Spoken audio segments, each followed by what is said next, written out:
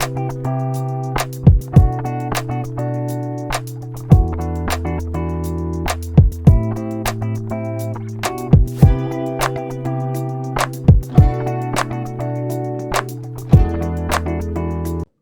Hello once again welcome back to our channel c&svlog.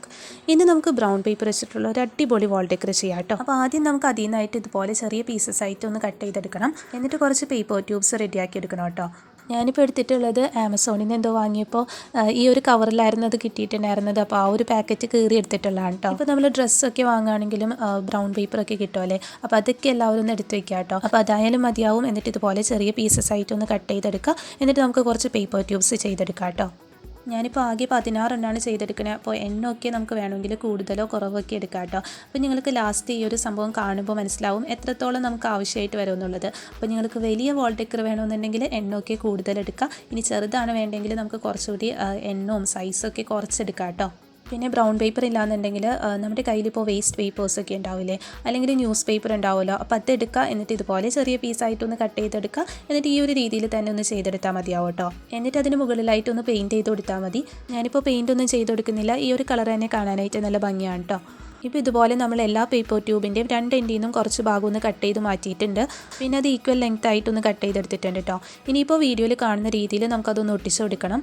ഇപ്പോൾ ഞാനിവിടെ 2 സെറ്റായിട്ടാണ് ഒട്ടിച്ചെടുക്കണേ. അതായത് നമ്മളിപ്പോൾ 16 പേപ്പർ ട്യൂബ്സാണ് ചെയ്തിട്ടുള്ളത്. അതിൽ നിന്ന് ഒരു 8 എണ്ണം ഒരു സെറ്റായിട്ട് ഒട്ടിച്ച് കൊടുക്കുക. പിന്നെ ബാക്കിയുള്ള 8 എണ്ണം വേറൊരു സെറ്റായിട്ട് ഒട്ടിച്ച് കൊടുക്കുക കേട്ടോ. പിന്നെ അങ്ങനെ ഒട്ടിച്ച് കൊടുക്കുന്നത് എന്താണെന്ന് വെച്ചാൽ നമ്മളിപ്പോൾ നോക്കുമ്പോൾ അറിയാം, പേപ്പർ ട്യൂബ്സ് നമ്മൾ ചെയ്ത് കഴിയുമ്പോൾ ഒരു ഭാഗത്തായിട്ട് അതിൻ്റെ സൈസ് കുറച്ചിങ്ങനെ കൂടുതലായിരിക്കും. പിന്നെ ഒരു ഭാഗത്താണെങ്കിൽ അതിന് കുറച്ച് ചെറുതായിരിക്കും അല്ലേ. അപ്പോൾ ഇതുപോലെ 2 സെറ്റ് റെഡിയാക്കി എടുത്തിട്ട് അത് നേരെ തിരിച്ച് വെച്ചിട്ട് ഒട്ടിച്ച് കൊടുക്കണം കേട്ടോ. അപ്പോൾ അതെങ്ങനെയാണെന്നുള്ളത് നിങ്ങൾക്ക് വീഡിയോയിൽ കാണുമ്പോൾ മനസ്സിലാവും. ഇപ്പോൾ ഞാൻ പറഞ്ഞ പോലെ 8 എണ്ണം വെച്ചിട്ട് നമ്മൾ 2 എണ്ണം റെഡിയാക്കി എടുത്തിട്ടുണ്ട്.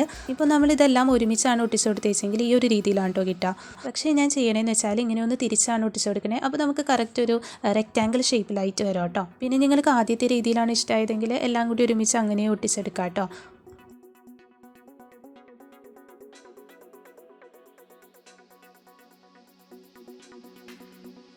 ഇനി നമുക്ക് അടുത്തതായിട്ട് ഒരു കളർ പേപ്പറാണ് വേണ്ടത്.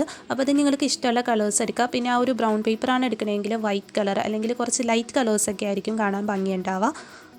ഞാനിപ്പോൾ ഒരു ലൈറ്റ് യെല്ലോ കളറാണ് കേട്ടോ എടുത്തിട്ടുള്ളത്. എന്നിട്ട് അതിലായിട്ട് നമ്മൾ വെൽക്കം എന്നൊന്ന് എഴുതിയെടുക്കുന്നുണ്ട്.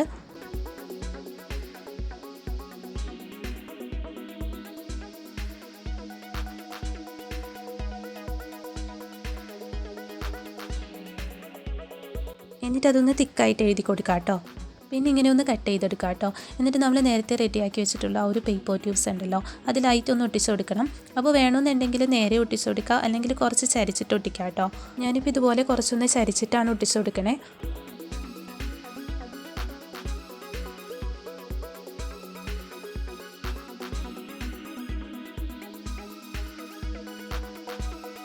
ഇനി ഞാൻ യെല്ലോ കളറിലെ ഗ്ലിറ്റർ ഫോം ഷീറ്റിൽ നിന്നായിട്ട് ഇതുപോലെ 2 സർക്കിൾസ് ഒന്ന് കട്ട് ചെയ്തെടുത്തിട്ടുണ്ട്. ഇത് വെച്ചിട്ട് നമുക്ക് ഫ്ലവേഴ്സ് ചെയ്യാനാണ് കേട്ടോ. അപ്പോൾ വീഡിയോയിൽ കാണുന്നത് പോലെ ഒന്ന് കട്ട് ചെയ്ത് കൊടുക്കാം. എന്നിട്ട് ഒരു പെറ്റൻ്റെ ഷേപ്പിലാക്കി എടുക്കാം കേട്ടോ. പിന്നെ ഫോം ഷീറ്റ് ഇല്ലാന്നുണ്ടെങ്കിൽ നമുക്ക് കളർ പേപ്പർ വെച്ചും ചെയ്തെടുക്കാം.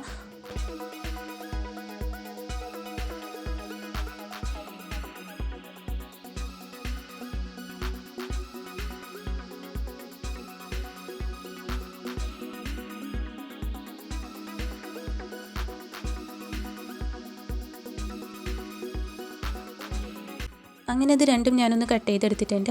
ഇനിയിപ്പോൾ തേപ്പൊട്ടി ഒന്ന് ചൂടാക്കി എടുക്കാം കേട്ടോ. എന്നിട്ട് നമ്മുടെ ആ ഒരു ഫ്ലവർ ഇങ്ങനെ വെച്ചിട്ട് ജസ്റ്റ് ഒന്ന് പ്രസ് ചെയ്ത് കൊടുക്കുക. അപ്പോൾ അതിങ്ങനെ പതുക്കെ പൊന്തി വരും. അപ്പോൾ ആ ഒരു രീതിയിലാക്കി എടുക്കാം കേട്ടോ. ഇനിയിപ്പോൾ നമ്മുടെ ഫ്ലവർ കൂടി ഇതിലായിട്ടൊന്ന് ഒട്ടിച്ച് കൊടുക്കണം. അപ്പോൾ ഞാൻ 2 സൈഡിലായിട്ട് ഓരോ ഫ്ലവേഴ്സ് വെച്ചാണ് ഒട്ടിച്ച് കൊടുക്കണേ. നിങ്ങൾക്ക് വേണമെന്നുണ്ടെങ്കിൽ ഒരു സൈഡിൽ 3 ഫ്ലവേഴ്സ് വരുന്ന രീതിയിലോ അങ്ങനെയൊക്കെ ചെയ്തെടുക്കാം. അപ്പോൾ അത് ഓരോരുത്തരുടെ ഇഷ്ടം അനുസരിച്ച് ചെയ്ത് കൊടുക്കാം കേട്ടോ. ഇനിയിപ്പോൾ നമ്മുടെ ഫ്ലവേഴ്സിന് ഒന്നുകൂടി ഒന്ന് ഭംഗി തോന്നാൻ വേണ്ടിയിട്ട് ഞാൻ അതിൻ്റെ സെൻറ്ററിലായിട്ട് കുറച്ച് ബീഡ്സ് കൂടി ഒട്ടിച്ച് കൊടുക്കുന്നുണ്ട്.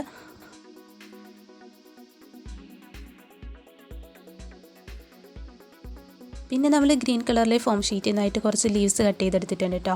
എന്നിട്ട് അതുകൂടി ആ ഒരു ഫ്ലവറിൻ്റെ സൈഡിലായിട്ടൊന്ന് ഒട്ടിച്ചെടുക്കുക. അപ്പോൾ അതുകൂടി ഒട്ടിച്ച് കഴിഞ്ഞാൽ നമ്മുടെ വാൾ ഡെക്കർ ഇവിടെ റെഡി ആവും കേട്ടോ. അപ്പോൾ നമ്മൾ നല്ല സിമ്പിൾ ആയിട്ടുള്ള എന്നാൽ ക്യൂട്ടായിട്ടുള്ളൊരു വെൽക്കം ബോർഡാണ് ചെയ്തിട്ടുള്ളത്.